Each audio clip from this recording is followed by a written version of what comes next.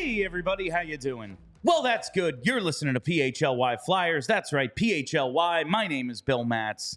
I'm your director of fun and games for the evening. Joining me, as always, Philadelphia's #1 hockey beat reporter, Charlie O'Connor.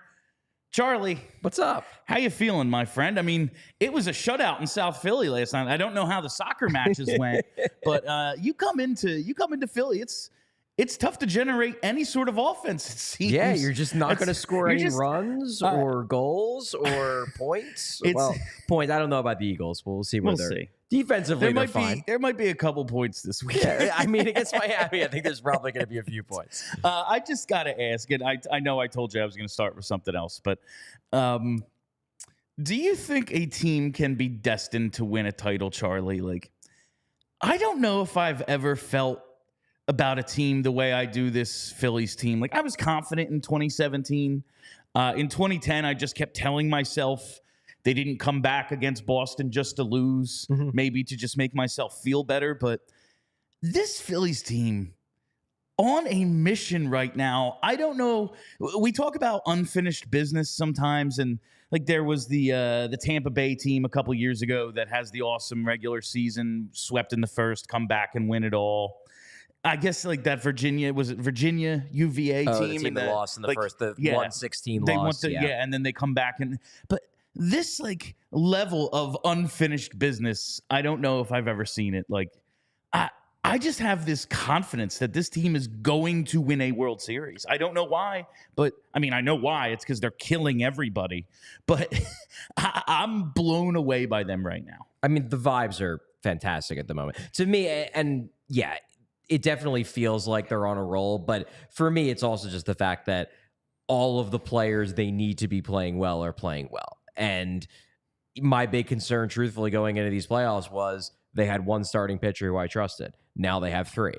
And Nola being the one that, like, I kind of thought that Ranger would turn back into playoff Ranger once the playoffs started, but Nola looks amazing. So now suddenly you have two aces and one guy who is pitching like a borderline ace who maybe just doesn't go as deep into games as the other two guys, but gives you great innings when he pitches. And now Schwarber's hitting again. It looks like Bohm maybe is starting to figure it out a little bit, which is great. Harper's Harper. Like I'm looking at this less about a feeling and more just watching what they're doing. And the guys that they need to be good are all playing really well right now. Like forget the starting pitching, forget the bullpen depth. Most of the lineup. If you give Bryce Harper just this version of Nick Castellanos and Trey Turner last year, they win. They win the World Series in 5. Yeah. And they have it. I'm very much looking forward to see who's going to be the hero, Charlie. You know, we're going to get to DraftKings in a bit, but like the Phils right now, slight favorites to win the World Series, +120 versus +130 against Texas. Bryce Harper, Trey Turner, and Casty make up 3 of the top 4 favorites to win the World Series MVP. We will see which one of them becomes a hero, but you want to talk about heroes? I got to talk to you about my friends over at Hero Bread. I like how I shoehorned that in there. Sure. Listen, I think we could all stand to be a little healthier, make some better decisions, especially this time of year when a lot of us might be drinking our calories and carbs on a semi-nightly basis as our Fightins make their play for a world championship. And that's where Hero Bread comes in. No matter what you're looking to make yourself, there's Hero Bread options for you. Hero Bread makes sliced breads, buns, and tortillas that are all available at hero.co and on Amazon. I've been on a big quesadilla kick lately, and I don't know, just working these hours, they're all kind of upside down. My wife, she's basically got opposite hours right now, so we're both kind of fending for ourselves. Been using Hero Bread to make quesadillas, been really enjoying it. But all their products have hit the spot for me because Hero Bread has great taste and texture. It's soft and fluffy and delicious. And right now, Hero is running a promotion for PHLY listeners. Discount code for first-time purchase, PHLY, for 10% off at hero.co. That's right. Hero Bread is offering PHLY 10% off their first order. Just head to hero.co and use our code PHLY to save on Hero Bread today. That's HERO.co to save 10% today. Charlie, I have decided to take up a new cause that is going to carry me through, I believe, this whole season. While there may be 79 games left, it's never too early to think about next year. And spent a little time on the pregame show yesterday talking about Elias Pettersson and his decision not to sign a long-term contract with Vancouver and rather go, you know what? Let me see how this goes. Let me see if we're heading in the right decision. I wouldn't sign a long-term contract with Vancouver. Before I, sign away the next 7 or 8 years of my life to you. Let me see how this goes. He's going to be an arbitration-eligible, restricted free agent after the season. You know what that means, Chuck? It's offer sheet time, baby. You love you and Kelly, man. It's offer sheet time. Listen, no. They're never going to do it. I'm just saying, they're never going to do it. This team is very clearly right now all about paying homage to the previous generations of the Flyers. We saw it with the goal song last night. Van Halen, Ain't Talking About Love is back. The Burnt Orange is back. What better way to pay homage to Bobby Clark and company than an offer sheet? Chris Gratton, Ryan Kessler, Shea Weber, they've done it before. They've done it to this team before. And it either never works or the guy they get ends up sucking. Listen, Chris Gratton was decent for them. Was he, though? They just paid him to be a number one, and he wasn't. He was decent for them in the first season. I think I was like 9 when they did that, and I don't remember liking any of Chris Gratton's games. I remember hating him. You were 9! Yeah, and I thought he sucked. They got rid of him like a year later. They gave him back to his old team. They did. They wanted to reunite the Legion of Doom and didn't actually reunite it. It was like, yeah, Renberg's probably done. But listen, I'm just saying they're going to have some cap space after this year. They're going to make some maneuvers to make things happen. He might not want to stay. Why not throw out the offer sheet? Because to throw out the offer sheet, they'd have to what? Give 4 first-round picks, of which we're going to need to build this team up the way that they should build it up? No, you're not. Yeah, you are. You're going to have Elias Pettersson. I'd much rather have Macklin Celebrini than Elias Pettersson. You're going to have Cutter Gauthier. You're going to have Matvei Michkov. Not to mention all the guys they already have as depth. I'm in. I'm very much not in. And also, all of the things you're going to sell along the way to get other picks. They're never going to do it. No one offer sheets anyone, man. There was just one a couple years ago. Like once every 5 years. The old Flyers are back, man. Never going to happen. Never going to happen. It's going to happen. Anyway, hashtag offer sheet Pettersson. We're going to be pushing it all year. I'm going to be. Charlie remains a killjoy. I sure am. And I'm also, I do want to comment on this because we have this Galaxidus something random words, dude. My point with the goal song, I will acknowledge, number one, I don't like it. I don't like Van Halen, sorry. I don't like most of that hard rock, late 70s into the 80s. I'm more of a grunge fan. Kill Guns N' Roses and Aerosmith and all those bands and give me the stuff I like in the 90s. However, that's irrelevant to me because I, generally speaking, don't like the goal songs. Like I think the last goal song where I actually liked the song was Song 2 by Blair. Like, I don't like Fall Out Boy, so I didn't like that one either. That was an odd choice. My point is that bringing back an old goal song they've already used is dumb, and it is clearly just pandering to the Gen X fans who want to sit in the stands and be like, I remember that because that reminds me of Eric Lindros. Like, no, I want to create an actual new era, and I want new goal songs. Now, if the goal song is a song from the 70s that they've never used before, I'm cool with that because at least it's new. Like, Dancing on My Own is new. And that's awesome because it feels like our thing. If the Flyers get good, then we're just going to be Van Halen again like it was in the late 90s. No, I want something new that actually means a new era, not throwing it back to 25 years ago. I think that's my problem. My guess is going to be a rotation of some kind. The Maple Leafs are doing the same thing. Well, that's just because because they got in trouble for using Pursuit of Happiness because some people don't understand the concept of like a lyric can be actually criticizing what the person's doing. The goal song thing, I don't know why it's very much annoying me, but like maybe the Leafs thing got me pissed off because Pursuit of Happiness is actually a good song, and it's very clear that Kid Cudi in that song is like talking about how driving drunk is bad, and then moron boomers decide to act like, oh no, you're promoting drunk driving. Like, no, the entire concept of the album is about like doing those types of self-destructive things are bad. Like, pay attention to lyrics, people. Sorry. I just this is the most fired up you've been since we started the show. I think there is going to be some sort of rotation the way the Maple Leafs are doing. When you can't come to a consensus, like they're going to have a different one for original 6 games and different rivalry matchups. I can see Dupe being played at some point. I can see Brohim being played. Crossing my fingers on Rock and Roll Part 2, because in my mind, there's one hockey goal song, and it's Rock and Roll Part 2. Didn't that guy like rape children? Yeah, Gary Glitter's a really bad guy. Listen, on Halloween, I fucking guarantee you they play Thriller. That's all I'm saying. Okay, that's fair. That's fair. Yeah, it's a good song. It is a good song. If we're going to start saying, oh, well, he's a bad guy, then there's absolutely no music that can be played except Creed. Like, that's it. We can only listen to Creed. If we're going to start dissecting rock and roll music. Anyway, they're also bad, to be clear. They're bad. Their music is bad, but I don't know if they're bad people. They seem like all right guys. I don't know. Anyway. The Marlins song they did is funny because it's so bad. I'm looking forward to seeing if this is a rotation, as I believe it's going to be. I would be very surprised. Listen, Van Halen, baby. I've seen him live twice. Very upset that Eddie passed away before we could see a full reunion with all of the past members. I'm surprised by this choice. I don't think it's a great one. But I think it's not going to be the permanent goal song. It's definitely not going to be it when they're good in 3 years. We'll see. Anyway, stuff that was awesome last night before the song played.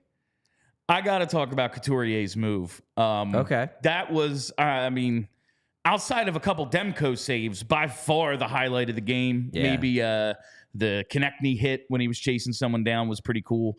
But that Couturier... that was funny. I just love when he gets involved, man. He's such a scrapper. But first of all, everyone, like, on the intermission and everything, like, even Al was like, I've never seen that before.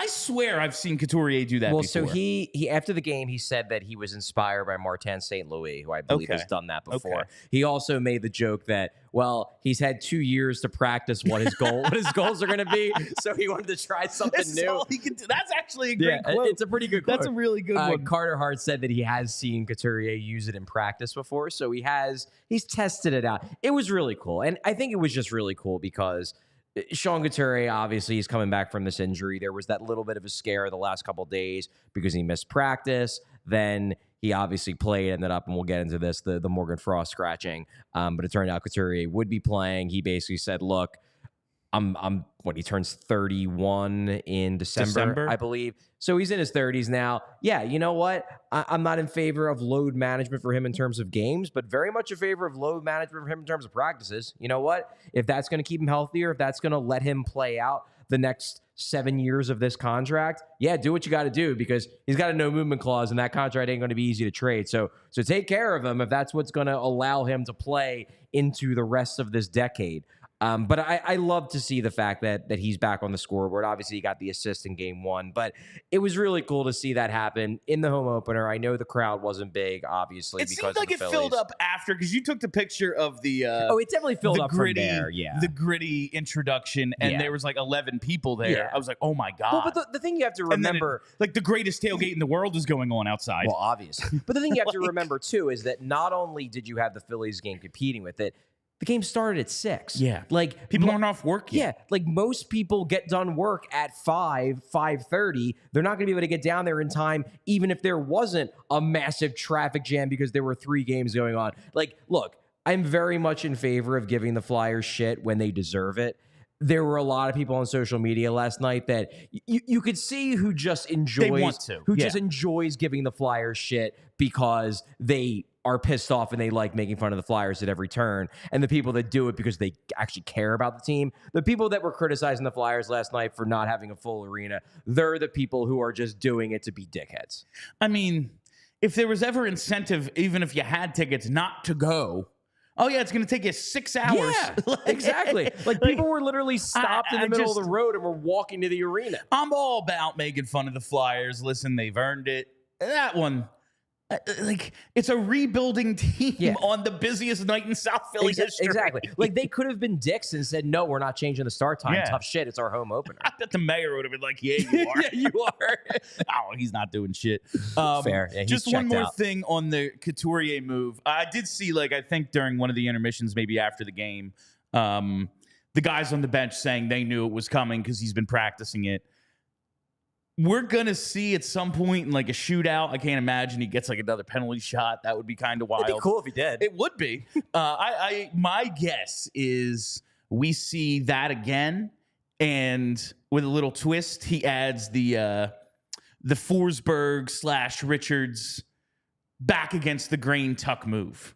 Like I can see that being a little extra, and then like because Jake had one move. But he'd do he would just change it up. He would just make bit. Like he'd usually go 5-hole, but Yeah. sometimes he'd shoot early, and like sometimes he'd make another move.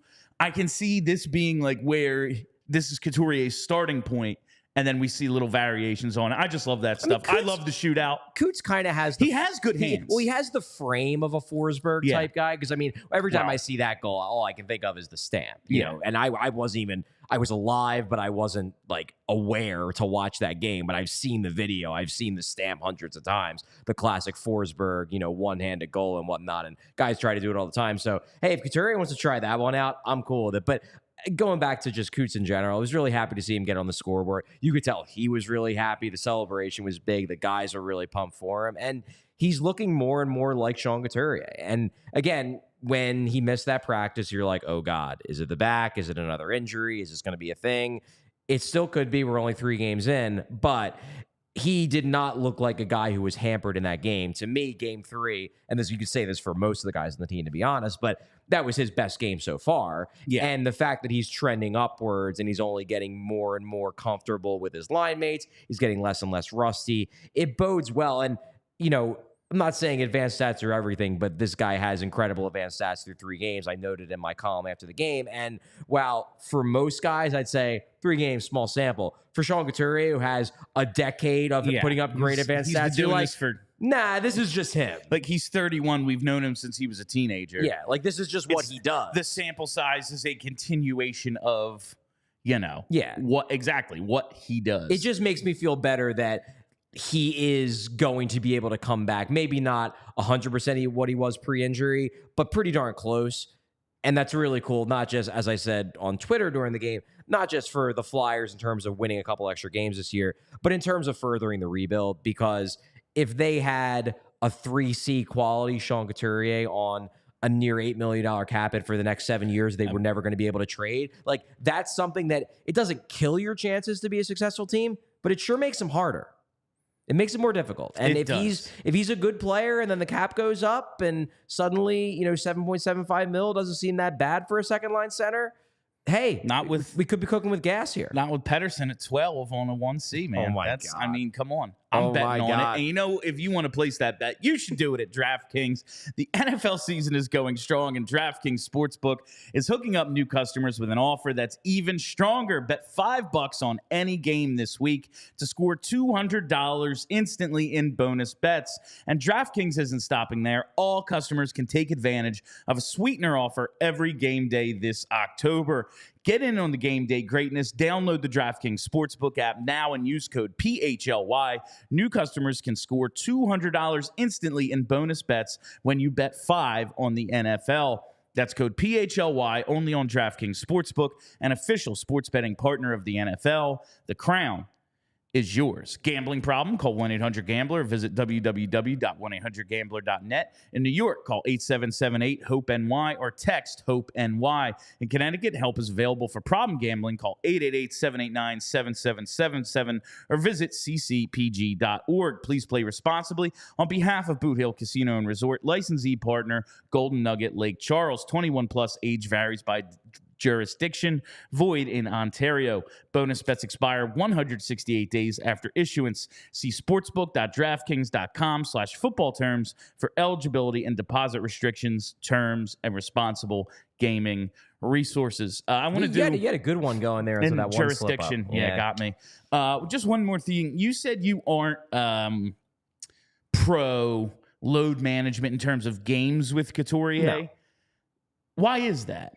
Because I think, honestly, number one, he needs to play to get himself back into not game shape. I think he's physically all there. I just think he's rusty, and I think you want to get him as many games as possible in the early going, as many minutes as possible in the early going, just to allow him to build. He even mentioned it yesterday after the game. He's like, look, there's been a lot of changes with this organization since the last time I played. There are a lot of guys that, like, I just don't have any chemistry with. Like, does he have any chemistry with Cam Atkinson? Does he have any chemistry with Owen Tippett? Like, obviously not with Bobby Brink and Tyson Foerster, but there's a lot of guys on this team that he has to learn their tendencies. And he's only going to do that by playing with them in games for long periods of time.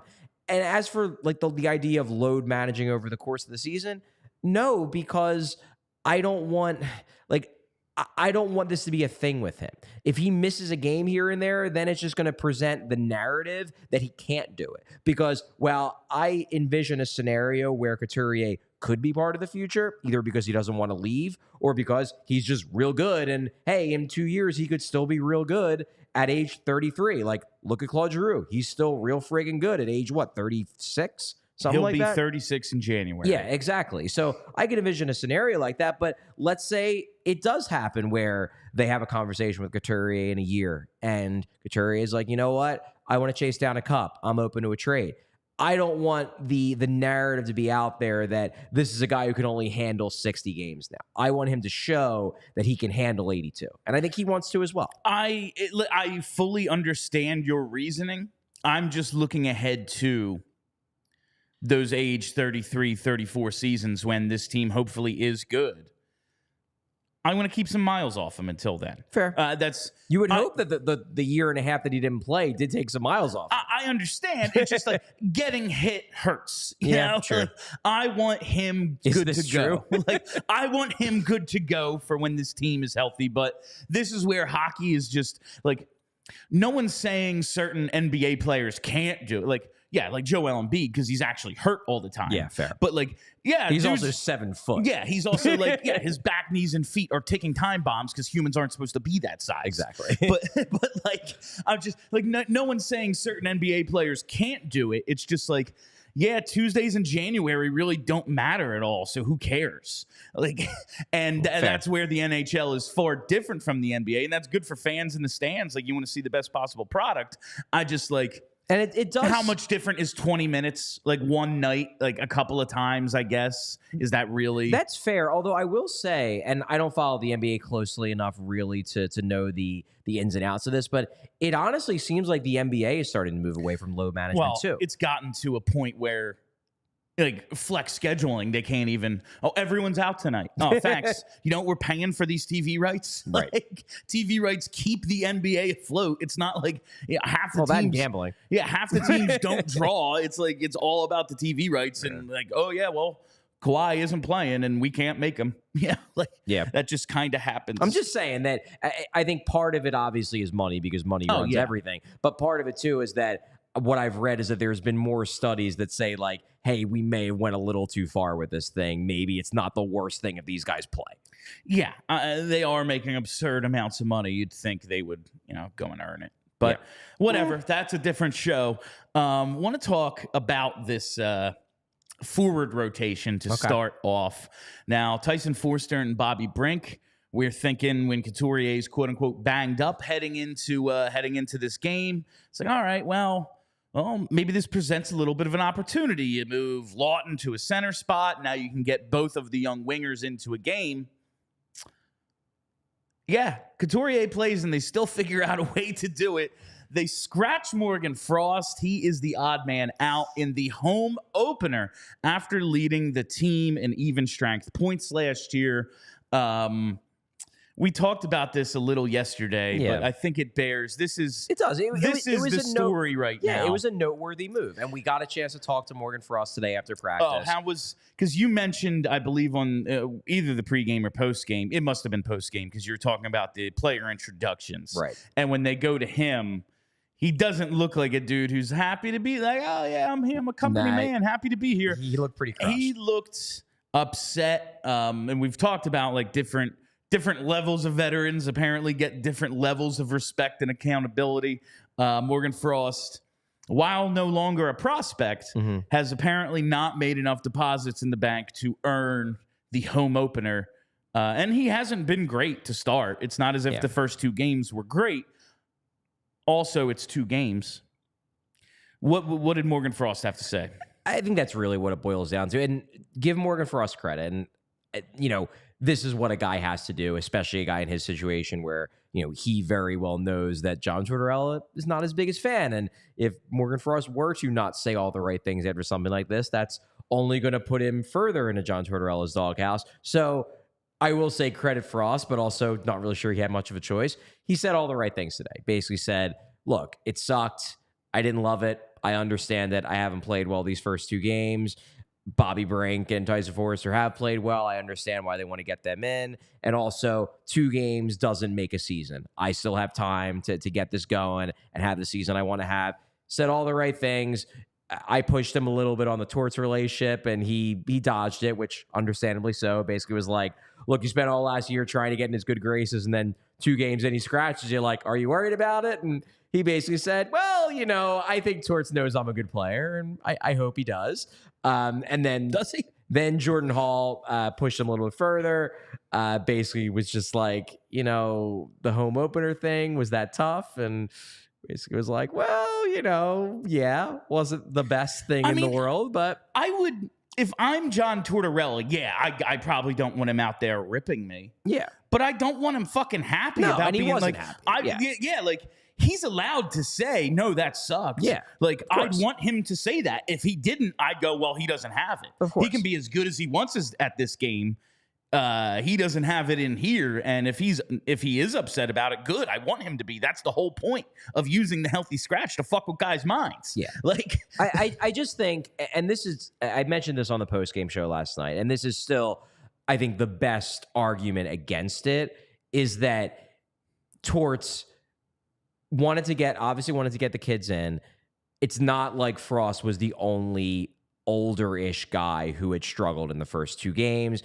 But of course, he turns to Frost because just Frost is the guy. Frost is his guy who, if he's going to bench someone, like, I don't think Morgan Frost was substantially worse than Owen Tippett was in the first 2 games. But Torts likes Owen Tippett. He doesn't like Morgan Frost as much. Torts likes Noah Cates. He doesn't like Morgan Frost as much. And, like, I have no problem with the fact that he scratched Morgan Frost because Morgan Frost didn't play well. And you know what? I want to have these prospects playing. So I get it. But I also wouldn't have had a problem with it had he scratched Owen Tippett. I wouldn't have had a problem with it had he scratched Noah Cates. They all played underwhelming enough in those first 2 games to justify sitting for a game. It's just that, like, of course Torts picked Frost because Frost is the guy he's always going to pick. And I get that frustration on the fans of Frost's fault and also on Morgan Frost's fault. Because you're going to feel like I'm the guy that you always pick. Yeah.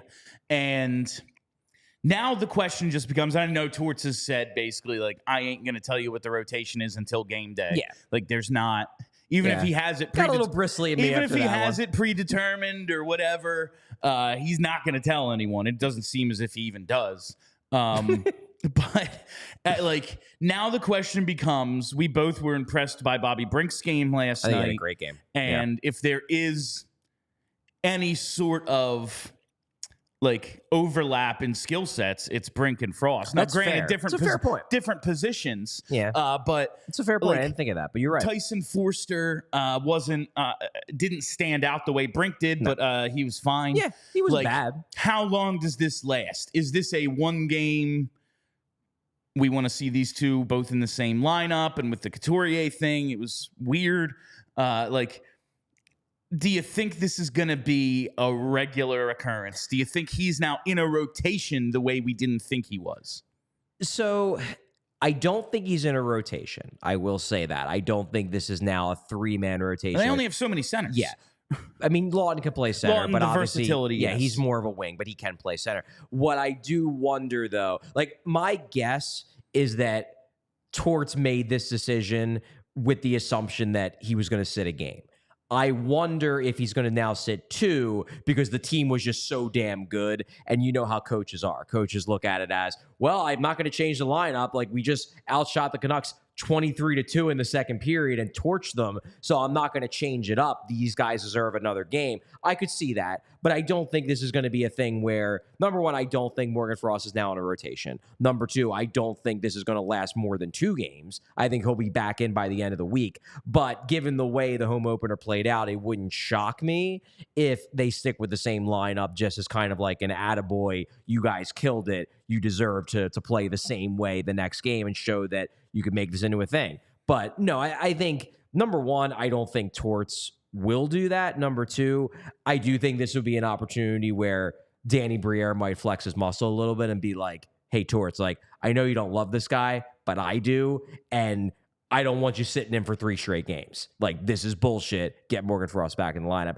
I think this would be a moment where Danny would have to step up and kind of flex his muscle a little bit. I would hope that that is the case. It could be a situation like if we see him sit through the weekend. Now, this could be hypothetical of the day because it's like it has not happened yet. There's 2 games between now and next week. Right. Would that be an indication of the power dynamic in this organization?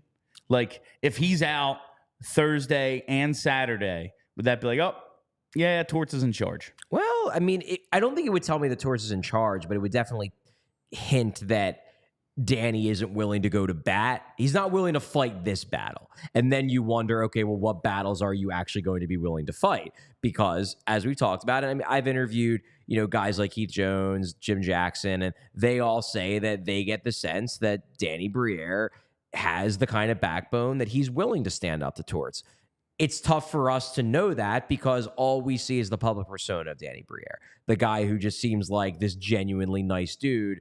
And it's like, are you going to be willing to go toe-to-toe with John Tortorella when it really comes down to it?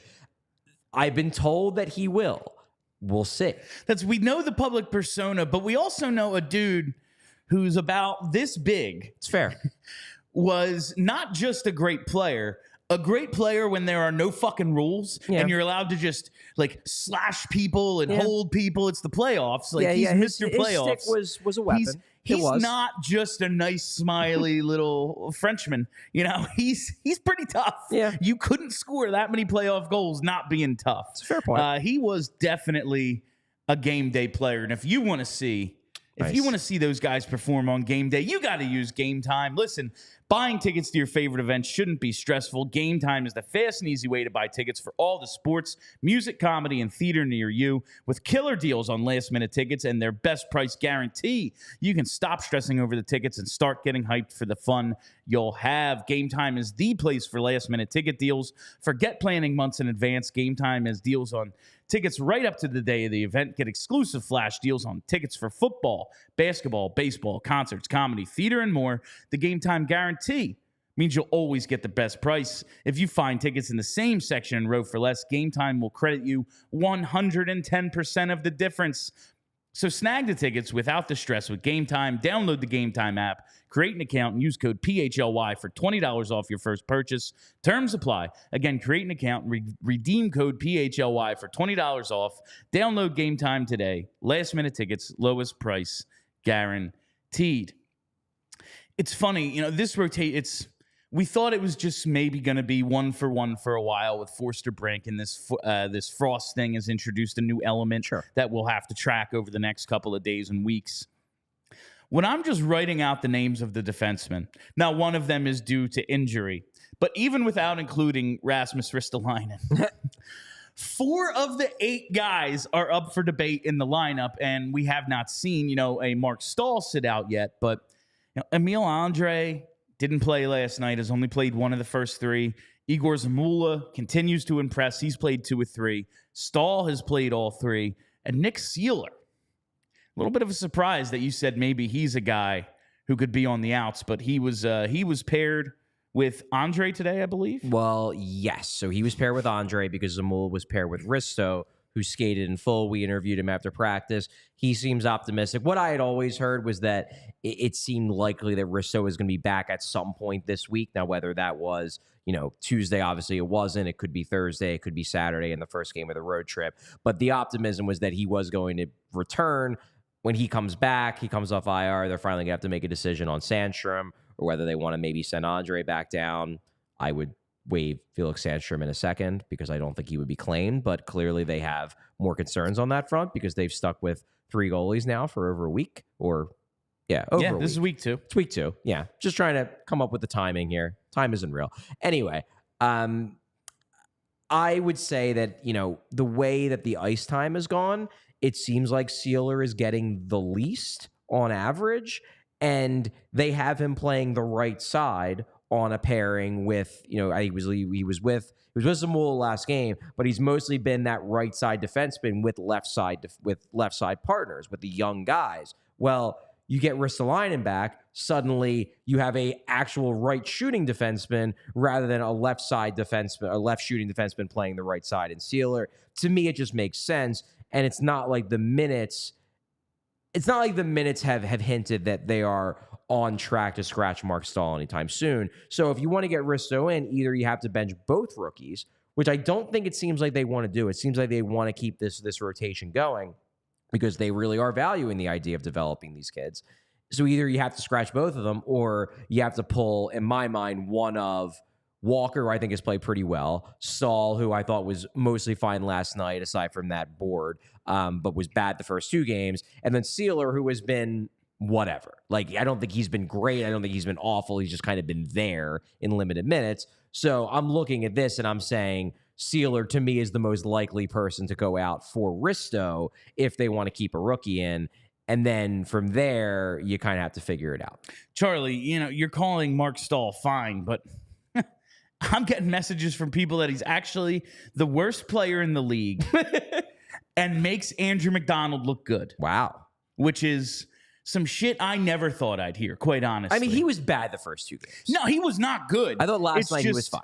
It's just very funny how quickly we forget.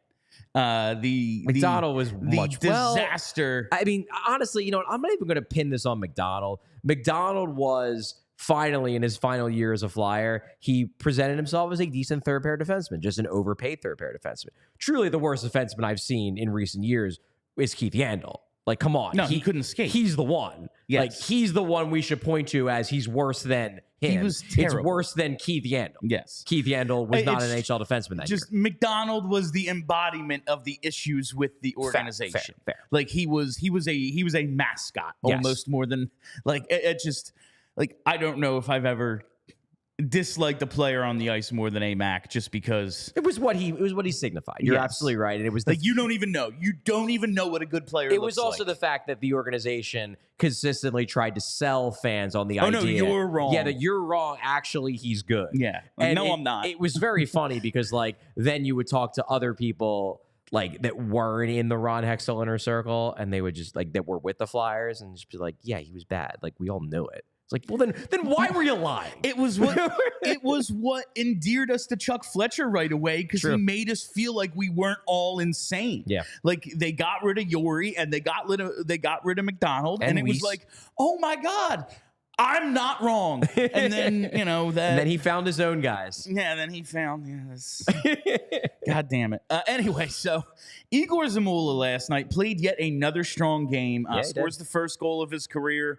Blocked some shots. Just overall, I thought looked really good at both ends of the ice. We talked last night. We believe he should kind of be a lineup staple. Now, does that mean he needs to play 81 games?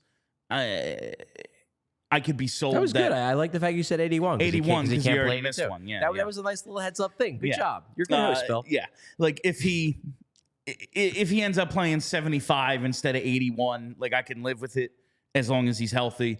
But, like, or if he should be a lineup, or if he falls off a cliff. If he falls off a cliff, he has a bad run. Maybe you sit him for a few games. I did specifically ask John Tortorella today after practice if Zamula had played well enough to play himself out of the rotation. And Tortorella was not willing to give him that. He basically said that no, he's liked what he's seen so far, but it's not like Zamula was great on every shift, that as of now, Zamula is still in this rotation, which I think was a fair question to ask, because to me, I think he should be out of it. I think that, he has outplayed guys like Stahl and Sealer, and that they should be the ones that are in that rotation with Andrae. Clearly, Torts disagrees. or we'll see how it plays out once Risto comes back. But it seems like Zamula is still primed to be scratched on occasion to get Andrae in, especially once Risto comes back, and then it gets even more crowded. If the bar wasn't great on every shift, that means none of the defensemen should play. That's fair. Like that means Travis Sanheim should be in a rotation. True. Like all of them. And like Mark Stahl should never play. Like if wasn't great on every shift is the bar, and some of these guys should be waived. But reasonable argument. This is John Tortorella, and he's just going to say whatever he says, and he doesn't care what it comes off as. That's him. It's just a very frustrating. That's a very frustrating answer for me. I don't disagree. And I think, honestly, probably part of it is that he still wants to give. He's not ready to start scratching Vets and Moss. And the way he's looking at it is he wants to get Andrae in. And I think he views it as the only way he can be certain he gets Andrae in without doing what he clearly doesn't want to do, which is scratch guys like Mark Stahl. He's got to scratch someone like the Zamula to bring Andrae in. I think he's still very much... It's funny with Andrae because I wasn't sure Andrae was a guy who Torts was going to love. And it seems like he constantly says he makes mistakes, but he really likes the mentality. Look at this blue line. Yeah. Who is a playmaker? Who? Yeah. I mean, maybe Cam York. They're gets pushing there. York to do that more. I think, honestly, the love of Andrae might be in part because of how hard they have to push York to do that stuff. No, I do definitely. I definitely see it as like not a mind game with York, but just like pointing to another guy. Like Cam York, you're better than him. Yeah. You are a better hockey player than this guy. Do what he does, and you'll do it at a much higher success rate. I could see that. Like I can very much see this as like, as much as they like Andrae, it's about York too. I can see that. Sure. That said, we're going to talk about the Oilers maybe in a couple of minutes. Oh, yeah, they're next. Yeah. Connor McDavid. I need to see. I just want to. The lineup on Thursday is very, very important to me because while wins and losses this year, not like of my highest priority. Putting guys in unfamiliar and difficult situations and telling them sink or swim, very important to me. Put as many young dudes in the lineup against McDavid as possible and see what they do. See how you just want to get them trial by fire. It'll never be harder than this kid. If you make some plays against him, you can make plays against anybody. And he's going to win some shifts. He's probably going to win every shift. But maybe you make that one play that just, you get it now. You get what it is in this league. And if it's like, well, Andrae has to get used to the time and space of the NHL, there ain't none. There's no time and no space with Connor McDavid. So good luck, kid. Yeah. Like, I want to see that very badly. You got to play with urgency against Connor McDavid because his normal pace is your urgent pace. It's faster considerably. But before we get into the Oilers, I do want to mention Carter Hart and his 25-save shutout last night bounces back from allowing 5 to the Senators. We can question how many of those were really on him. But he has started all 3 games thus far, posting a .921 save percentage. When do we see Sam Ersson? Because we talked about maybe this could be a little bit more of a rotation than last year when they were just like, no, we're not playing Sandstrom unless we have to. They like the backup now a lot more than the one they had last year. We know that because they told us it last year, basically. When are we going to see Ersson? It's a really good question. My guess is that he gets in a game this week. I would not be shocked if they're setting it up for the Dallas game because why not? You have Hart. Obviously, Hart was going to get the home opener, obviously. And the next game, do you really want to throw Ersson in there against Connor McDavid? Probably not. Granted, Dallas is a real good team too. I mean, I picked them to go to the Cup final, but as good as guys like Robertson and Pavelski are, they're not Connor McDavid. So nobody is. No one is Connor McDavid. So to me, that would be a good time. But I agree with you. If you're going to keep this guy up, if you're going to have him be your backup, and he's not really a prospect per se anymore, but he's kind of is. He played 10 games last year. Yeah, like he's still Calder eligible. So if he's going to be your backup, you want to play him. Now, granted, they haven't had back-to-backs yet. That'll make things a little bit easier when they start running into those. But in the here and now, you don't want him to get rusty. So to me, he's got to get in. I would say you get him in one of the 2 games on this upcoming road trip, and you go from there. Like, you don't want to overwork Carter Hart. He obviously had a strong game last night. That said, I think that was a little bit more of the team than Hart dominating. 25 saves. He saw 2 shots in the second period. Yeah, like he played well, and always nice to get your goalie a shutout. Which is huge, yeah. Yeah, always nice to get your goalie a shutout, but to me, it's not like he has been so good that you have to just ride him. Get Harrison in one of these games to be sure. Now, I looked up his career splits before the show today. Usually a pretty strong starter. Career October save percentage 913, November 917, and then he tails off December to February around 905 to 908, and then in the spring he's at his worst, sub 900 March and April. Now we can look at the trajectory of the team over the last couple of years and go, yeah, that makes sense. The season is over and they care less and less as the season goes on, so it would make sense that they're at their worst at the end. I get it. Could this be like we're just going to ride him now to get the most out of him, and then when he needs those breathers into the winter and spring, it's going to be more of a mix? Or a conspiracy theorist would say, let's play him as much as possible, raise that value, see what happens come trade deadline. I don't think it's honestly, I don't think it's either of those things. Okay. I don't think that plays into their consideration. And even the fact that his numbers have gotten worse over the course of seasons historically during his career, I had a conversation with him at the beginning of last season, and he basically admitted to me, it was in a one-on-one, I did a feature on him. He admitted to me that the previous season, so this would have been the 2021-2022 season, the year where AV got fired. It was a total shit show. He basically admitted that by the final couple months of that season that he mentally let the struggles of the team get to him. And he wasn't as mentally prepared for games as he was at the start of that season because he got frustrated, because it just very much got into this like, well, what's the friggin' point? We're a dumpster fire. And that happens to goalies, particularly young goalies, when you're playing for a really, really bad team. Now, last year, I think it was less about him letting it get to him. I thought he did a much better job of dealing with the mental challenges of backstopping a bad team. I think it was more just due to the fact that he played every game. Well, no, it's more that he got off to an unbelievable start that was just not like there was no way he was going to be able to sustain that level of play. Like he was going to regress, and the team defense wasn't perfect. Like, God, he had what, Tony DeAngelo in front of him for 79 games? That ain't going to help your goals against average, I can tell you. I saw something the other day. It was Dmitry Orlov's plus minus. Mm-hmm. And it's like, oh, he's like -7. How is this happening? And then it's like, most usual partner, Tony DeAngelo. Oh, no. It's like, yeah. And like, even though like Carter Hart's year-end numbers last year, not impressive.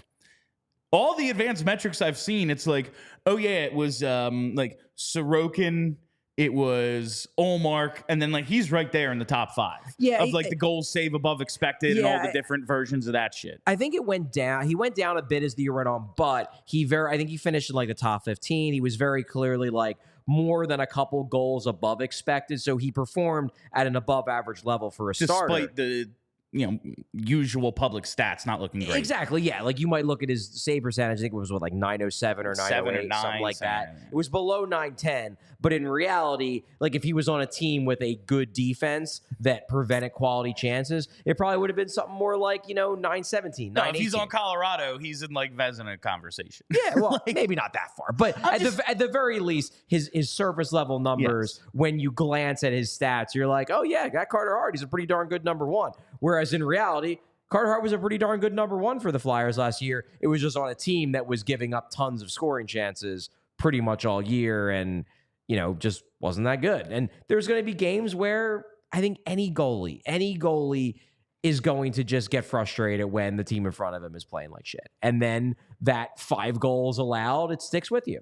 And when you're on a team like Colorado, when you're on a team like Carolina, you don't have those games because they don't have those games. And you're also, even if they do have, like, even if you personally have that game, give up 4 or 5, that's not to say you're going to lose. Yeah. Like, you could still win that game. Especially with Colorado. And then it's like and then everyone forgets that you had a bad day. Yeah. With this, it's like, oh, the goalie sucked again. Oh, goalie of the future, huh? But like, no matter what team you're on, you want to look good. And that goes for fans as well. if you want to look your absolute best, go to FOCO. FOCO has the absolute best officially licensed gear for all sports and fandoms. Listen, it's football and tailgating season. I think we're going to have to talk about a little bit of tailgate before this day's over, Charlie. So. But FOCO has everything you need for game day: overalls, hoodies, hats, sunglasses, bags, and more. Plus, accessories, toys, collectibles, novelty items, anything you need for a little podcast studio like this one. FOCO always has our back for Philly sports, and they have yours too. Get the best gear around by using the link in the description of this show. And for all non-presale items, use the promo code PHLY. That's promo code PHLY for 10% off. FOCO, get your overalls. Okay, so I have a question about that. Like, I don't want to jinx it because they are 2 games away. They have to win 2 more games, but like, do we have to order these for me now to make sure they're ready in case the Phillies get to the thing? Yeah. Like, I don't know how long it takes for them to get delivered. Yeah, I'm gonna have to call Vince. Yeah. Be like, we need some overalls, man. Yeah. So again, I don't want to jinx it because they still got to win 2 more games. But I'm just saying, like, I don't want this to be a thing where they do the thing and then we can't get the overalls in time because we waited too long. There is no chance they don't close this thing out in Arizona, Charlie, for one reason. Why is that? Garrett Stubbs is going in that fucking pool. Oh my God, he would. He's going in naked, he dude. would. He's going in, and he might not be wearing clothes when he does it. I'm really looking forward to seeing the rest of this series, but we still have a little bit more hockey to talk about. Let's talk about the Oilers for a second. They lost their first 2 games of the season, both against Vancouver. The first one in Vancouver, they get smacked 8-1. They lose their own home opener 4-3. Now they get one in the win column last night, 6-1 over Nashville. Not exactly a juggernaut out there in Tennessee. Fair. But the Oilers, one of the, if not the Cup favorite heading into this year. I would say I'm expecting this to be, it's going to be the McDavid show, but I expected last night for Vancouver's talent to just kind of win out. And after the first goal, it was like, Vancouver's kind of taken over a little bit here. And then Couturier gets the penalty shot, and then we know what happened in the second, and that basically ended the game. It was like a 9-minute Eagles run drive where it's like, you're just not going to get the puck. You expecting maybe a little bit extra out of our Flyers? You think they'll surprise us as they have surprised at least me through 2 of the first 3? Look, it's possible. Edmonton is a fast team, obviously, not just because of McDavid, but because they've intelligently built their team to at least be able to sort of keep up with him. Like, it doesn't make much sense to be when you have the fastest functional skater probably in history and you just surround him with a bunch of big oafs. They are getting better at not doing that anymore, which is part of the reason why they've improved as a team.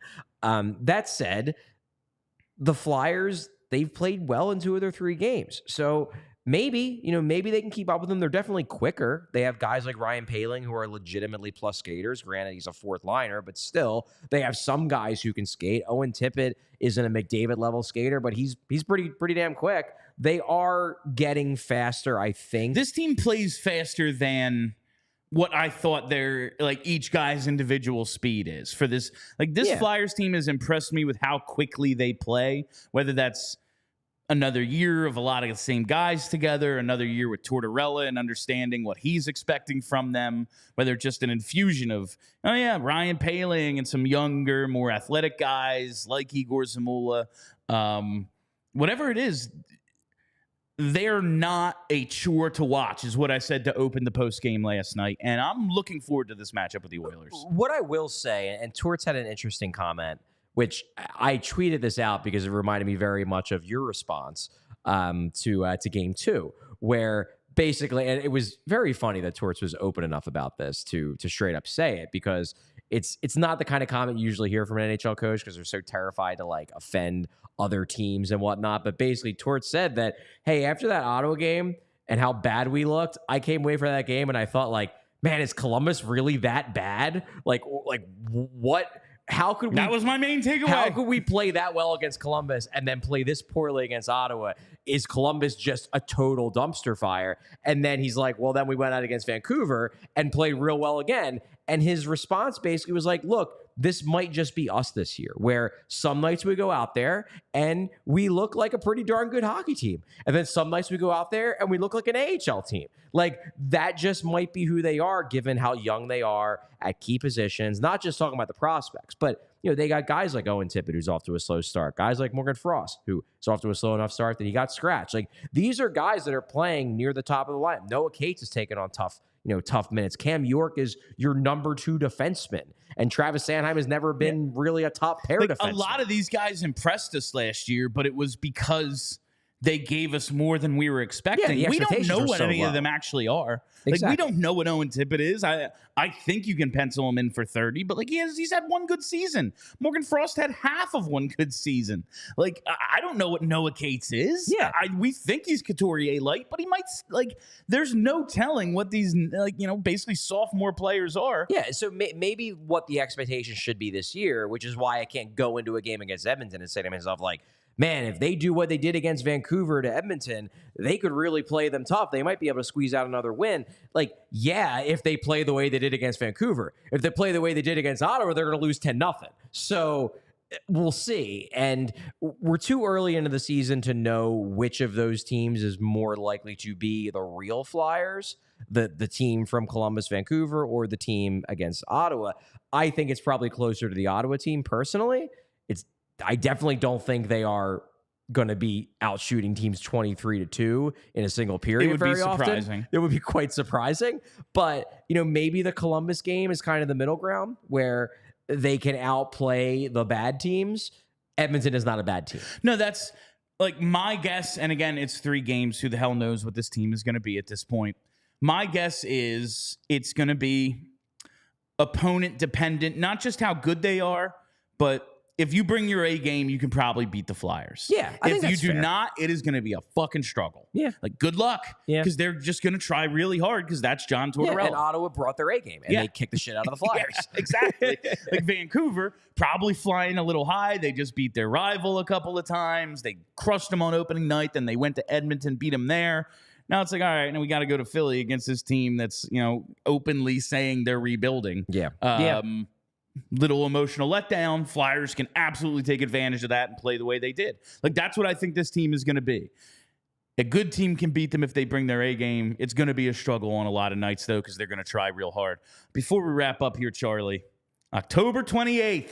October 28th, the first PHLY Flyers tailgate. That is it's a Saturday afternoon game, 1 p.m. We're still determining the exact location, but expected to be somewhere in the Wells Fargo Center lots, expected to start at 10 a.m. We'll have more details coming up, including a registration thing. But to be clear, 100% free. Our good friend of the show, Philaticus, will be cooking some high quality meats for us. Fantastic stuff. If you've never been to recommend one of Dylan's tailgates with the meat, we did one last year, and it was phenomenal. Truly fantastic legitimately amazing. We're food. not talking about like, oh, we're gonna throw some beef patties on the grill. Burgers and dogs we're talking about here. But I think what we really want this tailgate to be is kind of a launch of PHLY Flyers. Get the word out, have people stop by, say hi, see what we're all about. Bill and I are going to be there, obviously, before the game and whatnot. The plan is to start at around 10, ends at around 12:30. And there is the potential. Now, it's looking right now like the Texas Rangers may be the team in the World Series. If that's the case, the World Series will be starting out in Texas, not Philadelphia, assuming the Phillies close out the series. However, there is a World Series game scheduled for the 28th. Presumably, it will be late at night. So, because they'll want it in prime time. So, that could be a real good way, even if you're not planning to go to the Flyers game, even if you're just there to, stop by, spend the whole day in South Philly. Get down there early and get the party started. Kick it off early, have some good food, have some drinks. We're going to have beer from, I believe, from Yards, but we'll play that by ear. We'll definitely have drinks for everybody, have some sodas for people if you don't drink. Just come by, say hi, and we'll be talking about it on every show. But just wanted to start to get the word out because it's something we're excited about, and would love to see as many people as possible to stop by and say hello. I just remember there were some great tailgate days, 08 and 09, with Eagles-Phillies crossovers with World Series games and an Eagles game earlier in the afternoon, and here we have the opportunity to do it with the Flyers, and those were some of the most fun tailgates I've ever been to. This one is going to be awesome. Very much looking forward to it. All right, Charlie, now about a couple seconds left in the show before we wrap things up here. Okay. I got to get to our hypothetical of the day, though. You've been very critical of the choice for the Flyers goal song. So I have to ask, Charlie O'Connor is an NHL player, and they come to him and say, whether it's for the whole team or you're going to pick an individual one. I think Buffalo's doing individual goal songs Yeah, this a year. few teams do. What would be Charlie O'Connor's goal See, song? I don't have an answer to that. Why not? Because I don't like. There's nothing that jumps out at me as like I need that to be the goal song. That's the thing. Like I expect not to like the goal songs. I expect not to. I just want it to be something new. I want it to be something that are like that. I this like the Apple that commercial, this personally. generation of Flyers fans can rally behind, not a song from another generation, another era. Considering where they are right now, would you accept the explanation? Why start something now when things are going to be changing? Like the song is going to happen naturally, the way Dreams and Nightmares became the Eagles' anthem naturally, the way Knock Knock became an anthem naturally. Like, why do it now if half the players here aren't going to be here in 2 or 3 years? I mean, Would you accept that explanation? This is a placeholder? That's fair. I would be rather there be a new placeholder than an old placeholder. But yeah, I can accept that we might need a placeholder goal song until things get good. Like just pick some sort of like Russian anthem for when Mitchkov shows up. That would be, Charlie, that would be problematic. All right. And that is all the time we have for you today on PHLY Flyers. Thank you all for listening. Thank you for hanging out. If you haven't already, you got to hit that subscribe button. Follow us on YouTube, the podcast. Go to allofphly.com. Become a diehard member. All that good stuff. And remember to support Van Halen. My name is Bill Matz. For Charlie O'Connor, ring the bell, Phils.